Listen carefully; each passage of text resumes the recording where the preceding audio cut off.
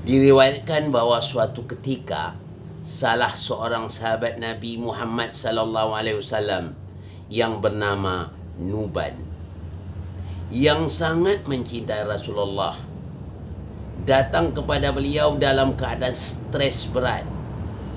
Rasulullah menanyakan, apa yang mengganggu pikiranmu? Dia menjawab bahawa hari itu dia sedang memikirkan suatu masalah, bahawa jika dia nanti pada hari pengadilan diterima masuk surga, maka di sana dia pasti tidak berada dalam posisi yang sama dengan anda ya Rasulullah. Dan jika dia tidak diterima di surga, maka keadaannya sudah jelas.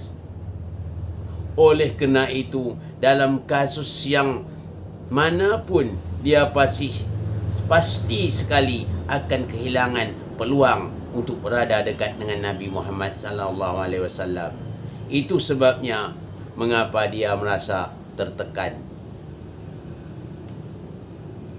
Maka turunlah ayat untuk mengembirakan hati Nuban. Ayat turun, wa may yuti' Allah wa rasula fa ulaika ma'al ladzi an'ama Allahu 'alaihim minan nabiyyina siddiqina wasyuhada'i wassalihin wa hasuna ulaika rafiqa. Barang siapa yang taat kepada Allah dan taat kepada Rasulnya, maka dia bersama dengan orang-orang yang telah diberikan Allah nikmat atas mereka, yaitu para nabi, para siddiqin, para syuhada, para solihin, wa hasuna ulaika rafiqa. Jadi kita apabila taat kita kepada Allah Subhanahu wa taala, kita nanti berteman dengan para nabi, para siddiqin, para syuhada, para solihin. Wa hasuna ulaika rafiqa, kata Allah. Itulah sebaik-baiknya teman. Jadi alangkah gembiranya hati Nuban.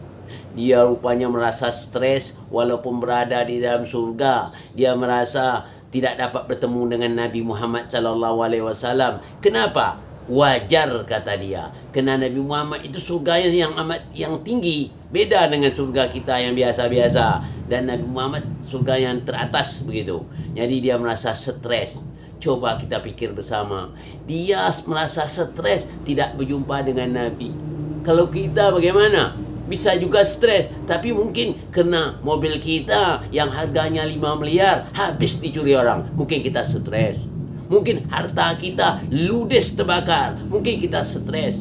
Kenapa kita stres? Kerana kita cinta dengan mobil, kerana cinta dengan harta kita. Tapi beda dengan Nuban. Nuban cintanya luar biasa kepada Rasulullah sallallahu alaihi wasallam. Bahkan kecintaan Nuban kepada Rasulullah melebihi daripada cinta dia kepada surga. Luar biasa Nuban. Maka Allah yang menggembira hatinya. Jangan takut Nuban. Orang-orang yang mencinta taat pada Allah dan taat pada Rasul itu nanti berteman dengan para nabi dan berteman para syirikin dan berteman para syuhada dan solihin. Apakah kita pernah terbayang di hati kita, apakah kita cinta dengan Rasul sama dengan cintanya Nuban dengan Rasul? Jauh kalau kita banding demikian ya. Kita mungkin cinta dunia yang lebih. Kita mungkin stres mungkin kena cinta dunia, tapi beliau tidak. Coba kita pikir bersama. Sudahkah aku seperti dia? Itu tanya. Maka Rasulullah sallallahu alaihi wasallam pernah mengatakan, dasar iman yang kuat itu adalah cinta. Maka kata Rasulullah sallallahu alaihi wasallam, demi Allah, tidaklah sempurna iman seorang muslim sebelum dia mencintai aku melebihi cintanya dengan dirinya sendiri, dengan orang tuanya, dengan kerabat-kerabatnya. Jadi kita tahu cinta kita belum dipandang sempurna kalau kita tidak bisa mencintai Rasul. Maka ayat Al-Quran juga menjelaskan ya, di dalam surat 33 ayat 6 Allah katakan, a'udzubillahi minasyaitonirrajim, bismillahirrahmanirrahim, an-nabiyyu aula bil mu'minina min anfusihim. Nabi itu, kata Allah, lebih diutamakan orang mukmin daripada dirinya sendiri. Sudahkah kita melebihkan Nabi daripada diri kita sendiri? Kalau belum, berarti kita melebihi hawa nafsu kita daripada Nabi. Mana mungkin kita dapat bersama Nabi. Jadi kita kalau ingin mau bersama Nabi, ya kita harus ada tanam cinta. Kita selama ini tidak. Kita hanya sekedar solat doang, ya. Bahkan ya, cinta itu melebihi dari solat. Dasarnya adalah cinta. Dasar iman itu cinta. Kalau tanpa cinta kita tak bisa meraih segala-galanya. Makanya tepat kata anak muda, cinta itu lebih kuat dari segala-galanya. Atau istilahnya, biar langit akan pecah, bumi akan terbelah, cintaku kepada Rasul tidak akan berubah. Itu kita tanam dalam hati kita. Itu yang perlu kita tanam kepada anak dan cucu kita nanti. Sudahkah kita mencintai Rasul yang seutuhnya? Sudahkah kita mencintai Allah? Mungkin jauh.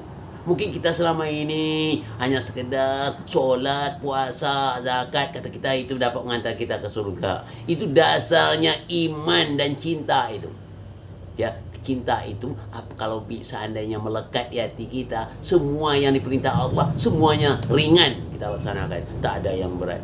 Apapun, kena kita cinta dengan Allah. Dasarnya cinta. Saya beribadah kepada Allah, aku beribadah bukan kena surga, tapi kena cinta kepada Allah. Sebagaimana yang dikatakan ubat nanti tadi, yang sebagaimana yang dinyatakan Tubat, cintanya kena masuk surga itu kena ingin jumpa Rasul. Itu saja yang diharapnya. Kita juga ada demikian. Kita beribadah ini bukan harap surga semata-mata, tapi mengharap kena cinta kepada Allah. Sebab cinta ini merupakan kekuatan iman yang terkuat. Kalau sudah cinta melekit dalam hati kita, apapun diperintah Allah, kita sanggup melaksanakannya. Harta kita serahkan. Jangankah harta, diri kita serahkan kepada Yang Maha Kuasa. Itu dasarnya cinta. Sudahkah kita berbuat sedemikian? Kalau kita sudah berbuat sedemikian, maka Allah akan hiburkan kita. Kita nanti akan berteman kepada para nabi, para syirikin, para syuhada dan para solihin. Maukah kita berteman dengan mereka? Kita kalau berteman dengan masalah yang berhubungan dunia sebentar saja, ya, cinta kepada harta, harta akan kita tinggalkan.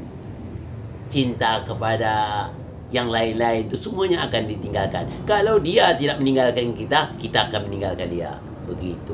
Mari kita sama-sama memahami, menguatkan cinta kita. Sudahkah kita menguatkan cinta kita? Maka dalam ayat lain Allah juga mengatakan dalam surah Taubah ayat 24, jika bapak-bapakmu, anak-anakmu, keluarga-keluargamu, istrimu, karib kerabatmu, harta yang kamu miliki, perniagaan yang kamu usahakan, takut kamu kehilangan yang lebih kamu cintai dari Allah dan Rasulnya, maka tunggulah sampai Allah mendatangkan keputusan. Sesungguhnya Allah tidak menunjuki orang-orang yang fasik. Jadi kita kalau mencintai yang ada ini melebihi dari Allah dan Rasulnya, maka kita dianggap oleh Allah orang-orang yang fasik. Ini saja yang dapat saya sampaikan pada kesempatan ini. Memang pertanyaan terlalu banyak ini. Maaf ya, tak semuanya dapat saya jawab dengan waktu yang setingkat ini, kerana kita terbatas dengan waktu. Ini saja yang dapat saya sampaikan. Mudah-mudahan ada manfaatnya. Wabillahi taufiq wa hidayah. Assalamualaikum warahmatullahi wabarakatuh.